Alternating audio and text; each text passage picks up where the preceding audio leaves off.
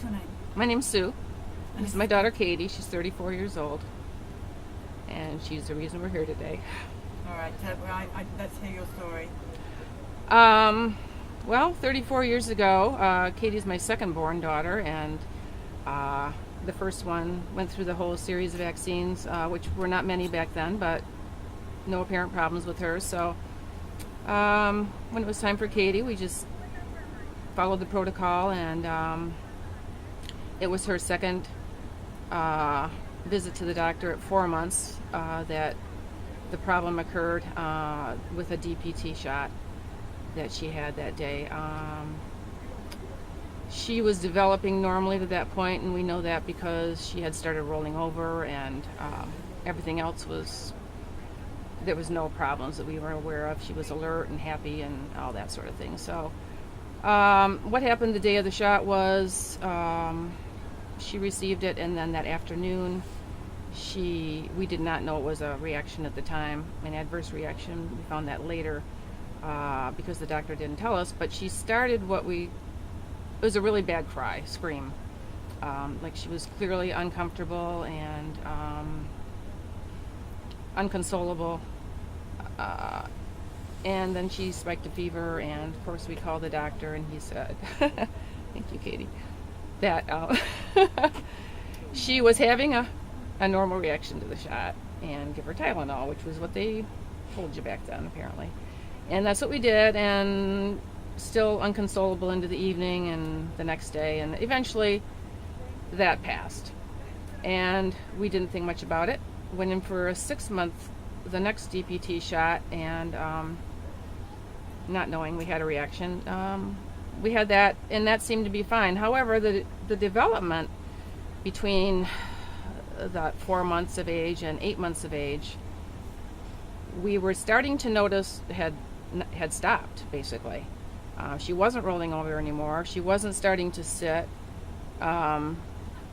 Normal things were and she seemed, her body was spastic. Her right eye was starting to droop after 6 months. Her head was starting to lean to the right after 6 months. We didn't know what was going on. And when I pointed out to the doctor at the 8-month visit, he said, well, development's a funny thing, she's going to be fine or whatever. So but at the next visit, he became a little more alarmed about that and started running some tests. And one of them was a genetic test. Everything came back fine. The development still wasn't really coming along. At 1 year of age is when the doctor suggested, let's take her to this team of experts at the hospital and have her examined and see what they say. So we did that, and I went by myself, not thinking anything was going to happen, and they came out with this diagnosis of cerebral palsy, which to me, I wasn't really sure what that meant, but I knew, I thought it was a physical thing more than a mental thing. But I, stopped at the library, because at the time we didn't have internet or anything like that. So I did a little research into that, and realized that something, she's not going to be right. There's something wrong with her, but how did it happen? We still weren't sure. So we also got her into an educational program at 1 year of age, because she had a diagnosis now of brain injury, basically, and got her into an early intervention program, and they started working PT and OT and speech as that was starting to come along. And she's not had any vaccine since? Well, there weren't any required until 18 months after that. So by 18 months, the light bulb had come on. I had connected some dots. And largely because, not that a doctor, her pediatrician still was not owning that it could have been a reaction to the shot, but there was a TV program, a 2020 program that came out, and it was called,